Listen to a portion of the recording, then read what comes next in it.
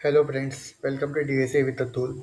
तो आज का हमारा क्वेश्चन है। आज हमको ऐसा क्वेश्चन करना है कि एक कंपनी के इंटरव्यू में पूछा गया था ये क्वेश्चन। तो कंपनी है अकामा technology which is product based company.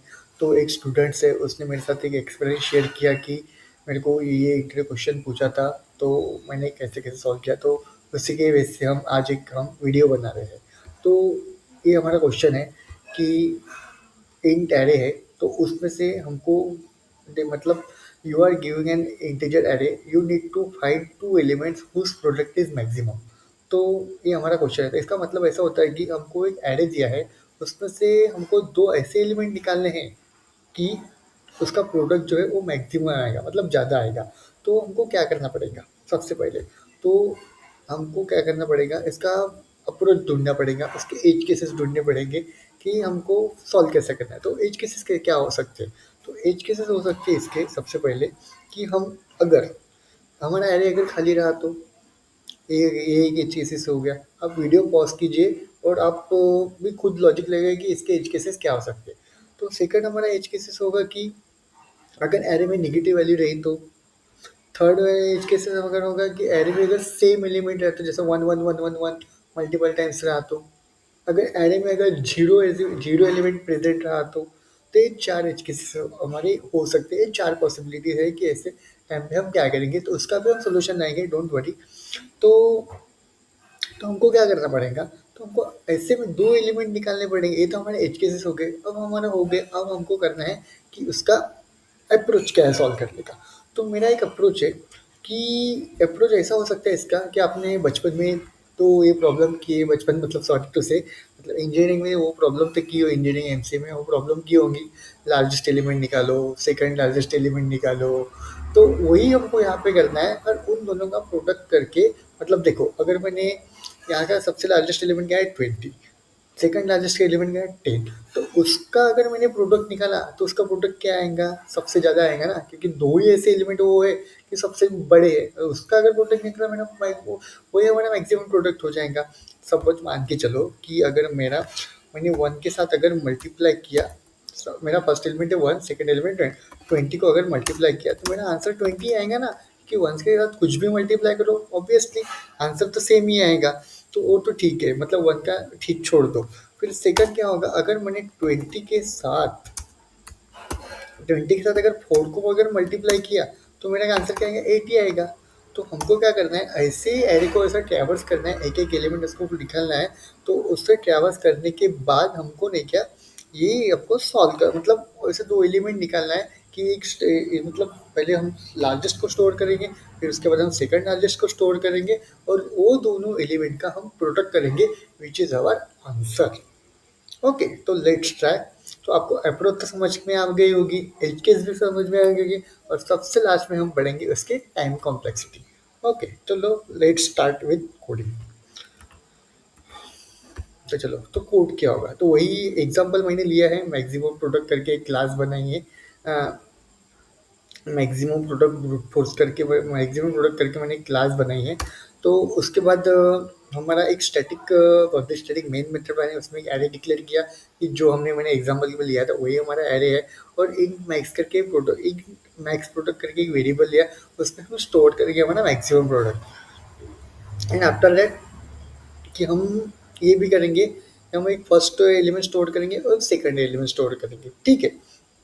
तो चलो, तो इसका कोड कैसा होगा, तो इसका हम सॉल्व कैसे करेंगे इस क्वेश्चन को। तो चलो गाइज, तो हमको क्या करना पड़ेगा, सबसे पहले एक फॉर लूप लगाना है। आप ठीक है, कोई बड़ी बात नहीं। फॉर लूप लगाएंगे, और फॉर लूप इंट आई का हम स्टार्ट करेंगे जीरो से, ठीक है।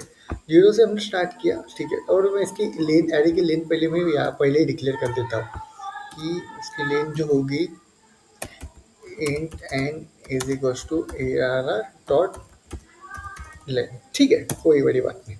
तो मैंने लेन डिक्लेयर करके, तो हमको कहाँ तक चलना है?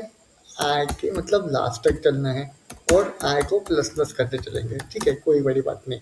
तो उसके बाद हमको क्या है, सेकंड मतलब जे पॉइंटर में सेकंड पॉइंटर ले रहा हूँ, टू पॉइंटर अप्रोच से सॉल्व करिए प्रॉब्लम। तो सेकंड पॉइंटर होगा इंट जे।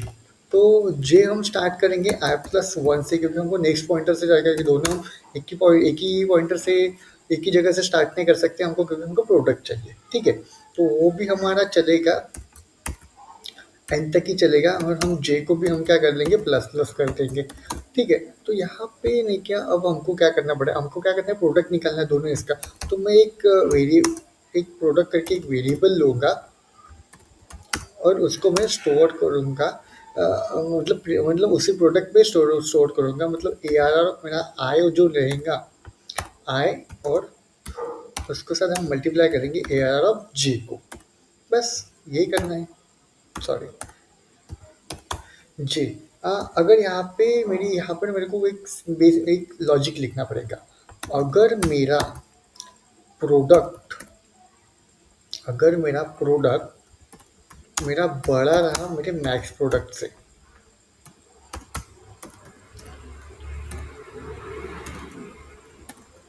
मैक्स प्रोडक्ट से अगर वो बड़ा रहा, तो हम क्या करेंगे, उसको मैक्स प्रोडक्ट पे प्रोडक्ट बना देंगे। मैक्स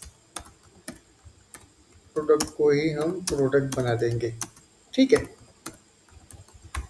प्रोडक्ट कर देंगे, चलो।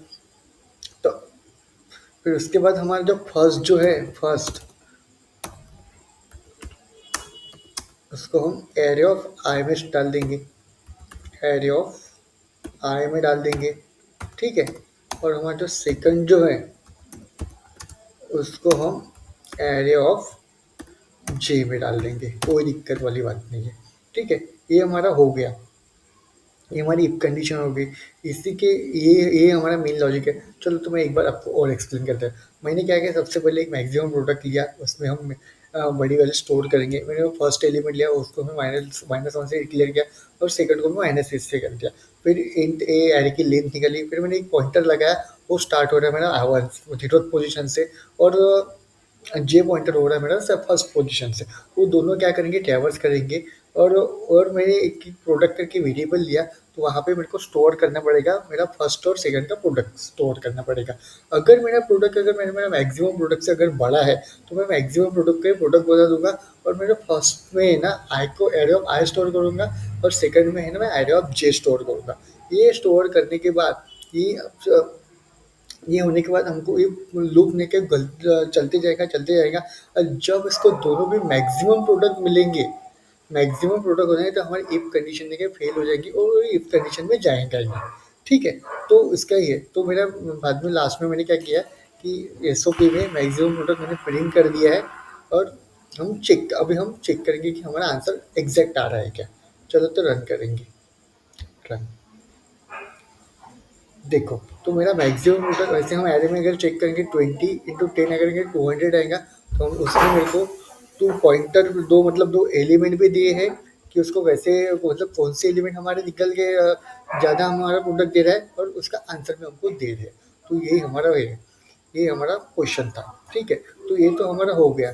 तब उसके बाद में हम करेंगे कि इसकी टाइम कॉम्प्लेक्सिटी क्या होगी। तो इसकी टाइम कॉम्प्लेक्सिटी होगी ओ ऑफ एन स्क्वायर। क्यों एन स्क्वायर होगी, क्योंकि हम दो फॉर लूप यूज़ कर रहे हैं, और दो फॉर लूप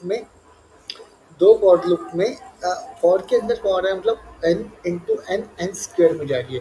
तो इसलिए ये इसकी time complexity of n square. Thanks friend, मेरे यही आज का क्वेश्चन था, सिंपल क्वेश्चन है, आप प्रैक्टिस करो, और खुद का और उसके बहुत अच्छे से प्रैक्टिस करो। चलो friends, thank you so much.